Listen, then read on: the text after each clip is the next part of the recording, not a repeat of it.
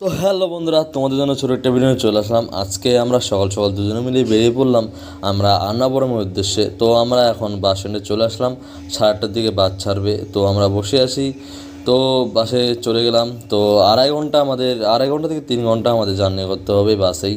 তো বাসে আমরা যাচ্ছি দুজনেই যাচ্ছি আজকে। তো সাইডে আমরা চলে আসলাম, সাইডে এসে দেখলাম কি দুটো কি তিন চারটা অনেকগুলোই বান্দর ছিল। তো এখানে একটা বান্দর। তো আমাদের কাজ শেষ করার পর আমরা চলে আসলাম, আমরা রুমে যাওয়ার উদ্দেশ্যে যাচ্ছি আমরা এখন। এই তো এই মন্দিরটার নাম হচ্ছে শ্রী সত্যনারায়ণ মূর্তির মন্দির। তো আমরা এই মন্দিরের পাশে আমরা কাজ করতেছি, এই মন্দিরেরই সাইড বলতে পারো।